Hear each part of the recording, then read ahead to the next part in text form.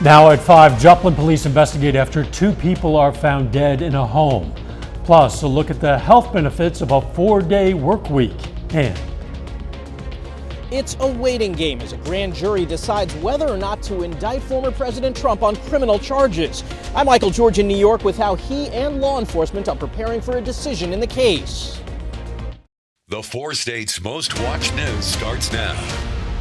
Police investigate the deaths of 2 people found in a Joplin home. This is KOAM News at 5. I'm Dow Quick. Police tape surrounds that home in the East Town neighborhood. Investigators say the 2 adults found dead inside lived at the home. They're identified as 24-year-old Savannah Bell and 44-year-old Jason Schofler. But police say they're still trying to determine what happened and when. Police Captain William Davis tells us an autopsy will be conducted tomorrow. Davis says he believes this is an isolated case and that there is no threat to the public. However, that investigation continues. Let's check in with Chief Meteorologist Doug Heddy for a first look at the weather. Well, it's definitely been warm and very windy for us today. A lot of clouds throughout the afternoon, but overall, it's been a pretty good Wednesday for us. We're still tracking our next storm system out to the west. This will start to affect us as we head into the daytime hours tomorrow. Well, look at the temps. We're sitting mid to upper 70s across the region. It's still fairly windy. We got these southerly winds 15 to 25, and then our gusts have been quite a bit higher than that throughout the afternoon. We've had gusts 35 to 40 at times. It's going to stay windy once again as we go through the evening hours. We don't drop back much, only by midnight down to 68. We're going to hang out into the 60s for us tonight. So mild and windy tonight, thunderstorms by tomorrow evening, heavy amounts of rain, flash flood watch along and south of I-44. I'll break it down for you here in just a bit. See you soon. Sources tell CBS News the New York grand jury investigating former President Trump is nearly done with its work, but there is no timeline for any announcements. For now, it's a waiting game for Trump and various law enforcement agencies who are bracing for protests. Michael George has the latest from New York. Manhattan District Attorney Alvin Bragg arrived at a New York courthouse Wednesday, but law enforcement sources tell CBS News the grand jury considering whether to indict former President Donald Trump was told to stay home. The grand jury is looking into allegations Trump may have falsified records to hide campaign finance violations in connection with the 2016 payment to adult film star Stormy Daniels. Trump, who's running for president in 2024, says the entire investigation is politically motivated. Our enemies are desperate to stop us. The former president has called on his supporters to protest. He's also using the case to raise money. This former president knows how to spin things his way and how to turn something that's straw into gold. While the wait continues, the former president's plane could be seen being serviced on the tarmac in Florida. The grand jury typically meets on Mondays, Wednesdays, and Thursdays. It's unclear if it will convene tomorrow. Police are on high alert for the possibility of violence from pro-Trump extremists. There's a heavy police presence outside the courthouse. There are also extra security measures in place in front of Trump Tower. Michael George, CBS News, New York. Mr. Trump is also facing separate investigations into what happened after the 2020 election. The CEO of Norfolk Southern returned to Capitol Hill to face more questions on the railroad safety record. Residents in East Palestine, Ohio, continue to deal with the fallout from last month's fiery derailment that's put the focus on how dangerous chemicals are transported. Since the toxic train derailment in East Palestine, Ohio, senators have joined forces on a bipartisan Railway Safety Act, an effort to enforce tougher regulations. The travel industry is booming with a number of eager travelers despite economic uncertainties with inflation, gas prices, and more. However, Joplin travel agents tell us travelers might experience more layovers and other delays due to a worker shortage. It's the shortage of people. They don't have enough pilots. They don't have enough flight attendants, ground crew, reservationists. There's just not enough people working right now. Agents say the travel industry is at 94% of pre-pandemic levels. Pittsburgh State University students are preparing to compete in the Final Four this month, not in basketball, but academically. It's for Pitt State's Mechanical Contractors Association of America chapter, part of the School of Construction. Pitt State Group was one of 22 chapters to submit a proposal for a national energy project last fall, and the school has now advanced to the Final Four. Well, a good majority of the interns that take place through PSU over the summer place each other in the field, but with this project we kind of got to look at it from a project management standpoint, kind of pre-construction. The Final Four competition will be in Phoenix, Arizona. A little later, the decision from the Fed. The Federal Reserve is raising interest rates, continuing to tackle inflation. I'm Skylar Henry in Washington with what the move means for your wallet and the potential added pressure on the nation's banks.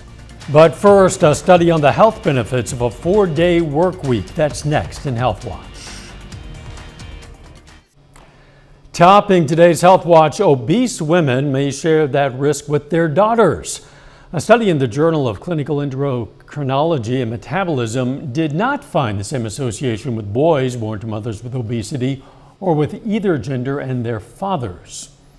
Strong relationships between parents and teenagers lead to better long-term health in young adults. That's what researchers at the Children's Hospital of Philadelphia found after following thousands of teens for more than a decade. In addition to general health, those with stronger parental relationships reported higher levels of optimism and lower levels of stress and substance abuse. Heart experts say supervised exercise therapy could improve quality of life more than medication for many people with a common type of heart failure. The American Heart Association and the American College of Cardiology also say exercising improves the heart's pumping ability and decreases blood vessel stiffness.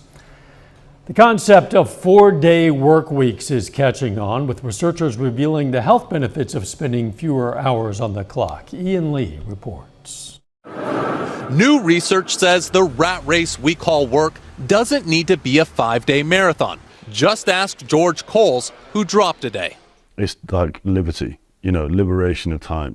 His employer, mobile game developer Hutch, was one of 61 UK companies that took part in a 4-day workweek experiment for 6 months. We met George when the study began last July. I struggle at times to, get on top of everything, stay on top of everything.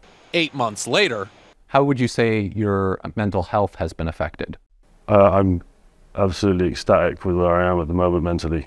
The report by the University of Cambridge found 71% of employees felt less burnout, a 39% decline in stress, and a 65% reduction in sick days. It's no surprise that when you give people a 50% increase in their weekends, that they're going to enjoy that. Hutch CEO Sean Rutland noticed a change in his employees. I saw a quote from someone saying it helped me with my marriage, it's helped me connect with my kids. When we first met Sean, he worried fewer hours might hurt the bottom line, but not now. We did the trial over 6 months, so the 2 quarters in that 6 months we had growth. For Hutch, 4 days is here to stay. If I was to ever start a business again, I think I would start with a 4-day work week. And there's no going back to a 5-day work week? Not a chance. Not a chance. We shouldn't be living to work. We should be working to live. And many agree that extra day off leads to a more fulfilling and profitable life. Ian Lee, CBS News. 56 of the 61 British companies that participated in the study are hooked on the 4-day concept and say they will not be returning to a 5-day work week. And that is a look at today's health news. A little bit later, our pet vet on call. Hi, I'm Dr. Eva Dudek from Parsons Pet Hospital. Coming up, we're going to talk about how to treat allergies in your dog. Plus, we're tracking thunderstorms moving in about 24 hours. I'm going to break it down for you coming up.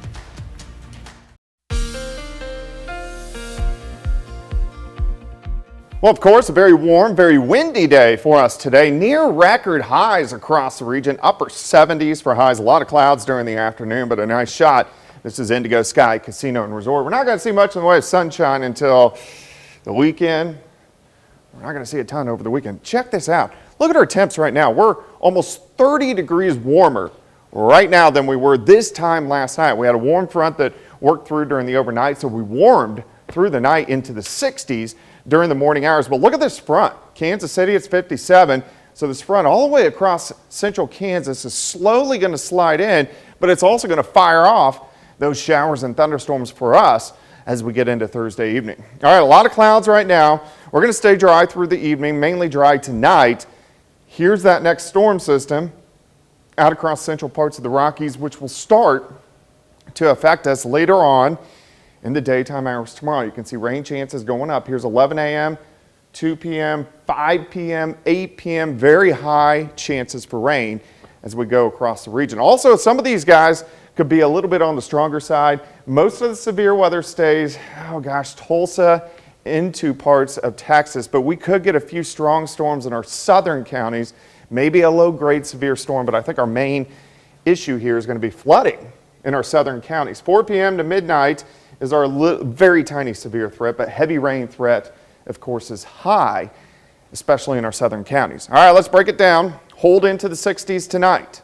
Here's that front during the morning hours. Could be a random shower through the morning as the front slides in. It makes it to the I-44 corridor by 11 a.m. So we're in the 50s in our northern counties, near 70 in our southern counties. Isolated showers along that front through the afternoon, but most of the day is dry. Temperatures are going to warm near 70 and then drop into the 50s by tomorrow evening as that front passes through. Here comes the showers and thunderstorms. This is mainly going to be focused along and south of the I-44 corridor. Periods of showers and thunderstorms. Again, some of these could be a little bit stronger. Here's 9:30, showers, thunderstorms rolling through right along that I-44 corridor. Now, if you live in Yates Center, Fredonia, Neodesha, Humboldt, Chanute, you don't get that much rain, which I know has been the pattern really over the past year. Periods of showers and thunderstorms continue. Here's Friday morning. Heaviest of the rain pushes east Friday morning, and then we just have clouds and showers on and off throughout the daytime hours on Friday. And then finally, we'll get rid of the system as we head into the weekend. But look at the rainfall amounts that we are going to get. Again, heaviest along and south of I-44. So Joplin, probably an inch. Once you get to Neosho, probably 2. Once you get to Pineville, 2 to 4. So this is the area that will have flooding. Well, look at that. Yates Center, 1/10 of an inch. So, I mean, a wide range across the region. We are going to go ahead and make alert days tomorrow and Friday due to heavy rain, flooding potential in our southern counties along and south of I-44. 69 tomorrow, 56 Friday. Most of the weekend looks pretty good. We may get a random shower late Saturday and Sunday morning, but most of the weekend looks pretty good. Rain back in Tuesday, thunderstorms back in Thursday, Friday. So very active pattern continues. Boy, it is definitely spring in the four states. Yeah, it definitely is. Thanks, Doug. On this World Water Day, the United Nations is warning the Earth is on the brink of a global water crisis, with 1 in 4 people around the world lacking access to safe drinking water. And the UN report finds 46% of people are without basic sanitation. Scientists warn of a looming global water crisis and a, quote, imminent risk of shortages due to an overconsumption and climate change. Pope Francis urged people around the globe to preserve water for future generations. Just ahead, the potential impact of the Fed's decision concerning interest rates. Topping today's Consumer Watch, the Federal Reserve had a tough choice to make during its 2-day meeting in Washington: raise interest rates in order to combat inflation, or keep them the same in order to ease the stress on banks and the economy. Skylar Henry is in Washington, D.C. with the decision. The Federal Reserve announced it's raising interest rates by 1/4 percentage point to combat inflation. We are committed to restoring price stability, and all of the evidence says that the public has confidence that we will do so, that we'll bring inflation down to 2% over time. With the upheaval in the banking system, Fed Chair Jerome Powell said the Fed considered leaving rates unchanged, but settled on a lower rate increase. In principle, as a matter of fact, you can think of it as being the equivalent of a rate hike, or perhaps more than that. Of course, it's not possible to make that assessment today with any precision whatsoever. Higher interest rates means it'll cost more to borrow money. That could cause some banks to pull back on loans, putting further strain on the economy. If banks pull back on their lending and borrowing is lessened and individuals and businesses have less money to spend in the economy, we could see a slowdown that would lead to a recession. Treasury Secretary Janet Yellen defended the recent decision to rescue even the uninsured depositors at 2 recently failed banks. We took actions to protect all depositors at the 2 failed institutions and provide additional liquidity for banks. This was designed to mitigate risks to the banking system. Chair Powell acknowledged that the banking upheaval would likely result in less lending and higher unemployment. Skyler Henry, CBS News, Washington. Fed officials forecast they're going to have to raise rates another quarter percentage point later this year, peaking at about 5 to 5.25 percentage points. That's in line with what was estimated in December, but lower than what Chairman Powell was predicting just 3 weeks ago, prior to the banking crisis. A report from the National Association of Realtors shows the median home price dropped in February. The 2.2% year-over-year decline is the first such dip in more than a decade. In fact, it ends a streak of increases that was the longest on record. The report also shows home sales surged in February, ending the longest streak of month-to-month declines ever. Our pet vet on call next.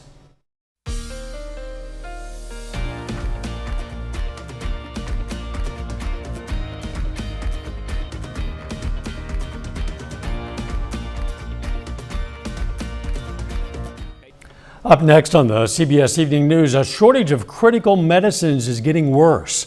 Why Congress is warning that poses a national security risk.